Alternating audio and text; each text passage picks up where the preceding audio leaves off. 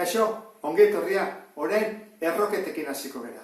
Berreketen kontrako edo aurkako eraiketak dira. Berreketa badakizu dela biderketa laburra. Orduan, orain goazen pentsatzera nola egiten den aurkako eraiketa hori. Adibidez, gu baldin badegu karratu bat, kuadro bat, lau, eta esaten badigute, kuadro honetan zenbat laukitxo daude. Hasten baina kontatzen, 16, ezta?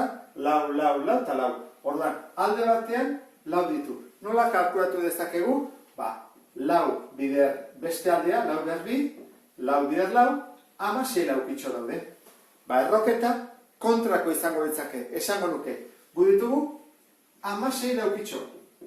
16 laukitxo dituen karratu batek, zein da horrek duen aldea? Orduan, zein da aldea? Laukoa. Gusten dezue, kalkulatzen dela. Zerbait, bider bere burua, zein den 16 ateatzeko. Orduan, hau jakita, goazen beste hau egitea. Ikurra, hau da, hemen goian jartzen da zenbaki bat, kaso honetan, nola, erro, kuadroak diran, bi hori ez da jartzen. Hiru denian bai, hiru erro denian, lau erro, bost erro bai. Baina hemen, ez badago zer esan edu, kuadroa dela, bi dela. Hemen barruan errokizuna jartzen da, eta hemen erroa, emaitza, adibidez. Guazen pentsatzea, jartzen dugula hemen, 25. Orduan, ze zenbaki bider bere burua da 25? Bost. Bost bider bost, 25. Beraz, soluzioa, bost. Zergatik? 25 laukitxo dituen karratu baten aldea, bost delako. Hemen baldin badu 25, hemen 25 baldin badaude,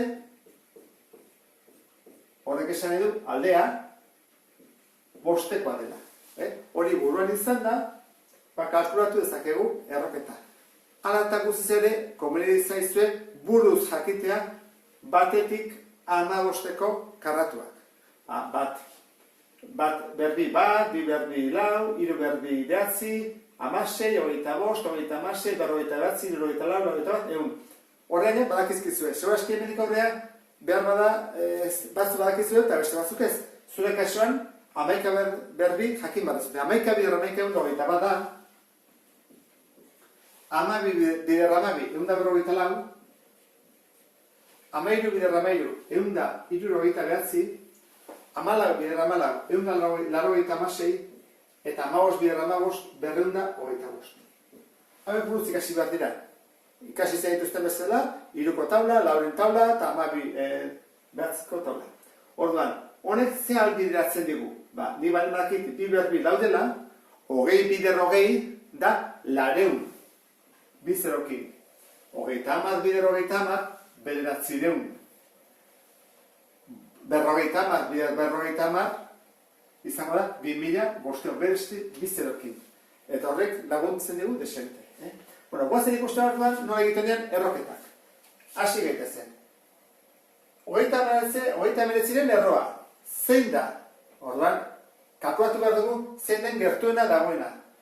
Eta pasatzen ez dena. Hauetatik, zein da gertuen dagoena?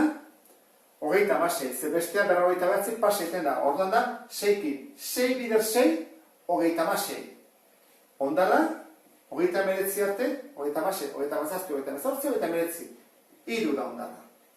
Hurrengoa, 76 den erroa. 76 den erroa kalkulatzeko, egin beharko dugu, hauetatik zein den gertuena dagona. Noski, 9 bider 9 pasagera, da 8 bider 8, 74.